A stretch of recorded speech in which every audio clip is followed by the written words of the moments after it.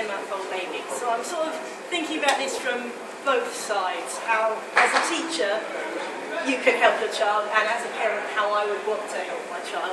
Some of the things are incredibly obvious. Don't take them that I'm being patronising, please. So the first couple of slides are about the tickable things that are easy to do. You can say, yes, I've done that.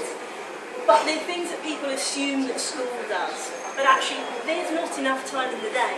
The first one, times tables. If your child, by the time they go to junior school, should know their 2s, 5s and 10s, and by the time they are in year 5, should know all their tables. Teachers teach them, but they don't have time to let them learn them, and they help in almost every field of maths. Reading with and to your child. All schools ask parents to read with their children every day. Less than a third of parents read to their children every day. Read at them, read to them, read around them, have books everywhere. It makes reading less scary. If reading is less scary, you don't have a problem with it. They don't know yet whether reading a Kindle makes a difference. I haven't been around long enough to do any data. Nursery rhymes. Loads of children now come into school not knowing any nursery rhymes. If you know your nursery rhymes, it helps you with rhyming, it helps you with poetry structure. They're in everything. Stories relate to them. People talk about them. When you write stories, you use the characters.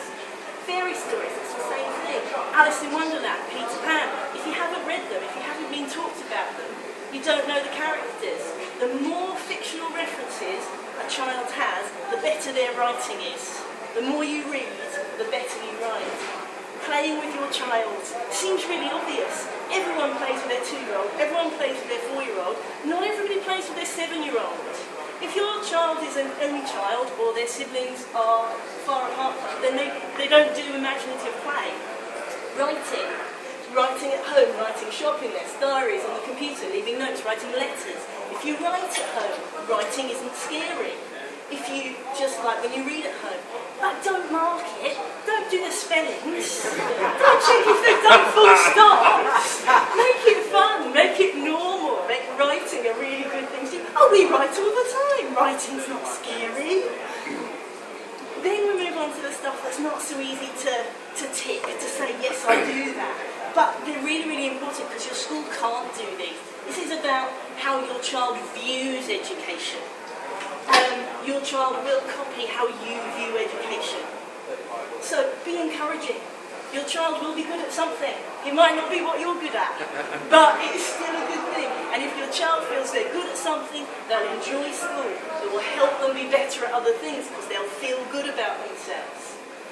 Another really good thing is getting to know your child's teacher. People don't think of it. But actually, if you just do some simple things, introduce yourself. If you have a chat at home time, make sure you know the teacher's name. Your teacher has 60 parents in their class. They're not going to pick up on who you are. But if they do know you, they're going to talk to you about any little problems your child has. They're going to consider what you say, more importantly, than somebody who they don't know. They're going to think that you have an interest in your child. This one, loads of people miss out finding out how your school does it. Every school does things differently. Paragraphs, we've had the issue this week, and the teachers do it differently. Do you leave a line? Do you indent at the beginning? It'll confuse your child if you do it differently. So even if you think your method is better, if you do it one way at home, and then the teacher tells them to do it a different way, it's going to confuse your child and make life much, much harder. This is the and a bit. I've done 8. This is and a bit. Going the next step. If your child is interested in something, help them at home. Go to a museum, get books out, watch TV programs, even adult TV programs. You can sit with them, you can explain it, and tell them about what you love doing. Talk to them about grown-up stuff. Discuss your book, discuss what you watched on TV, talk about your day. Children don't have to just be talked to about children's stuff. They'll have better vocabulary, they'll have better worldview, they'll have better imagination if you talk to them about everything else. So, the 8 and a bit ways to help your child succeed at school. Learn their times tables, read to them, read with them, read around them, help them learn their nursery rhymes, play with them,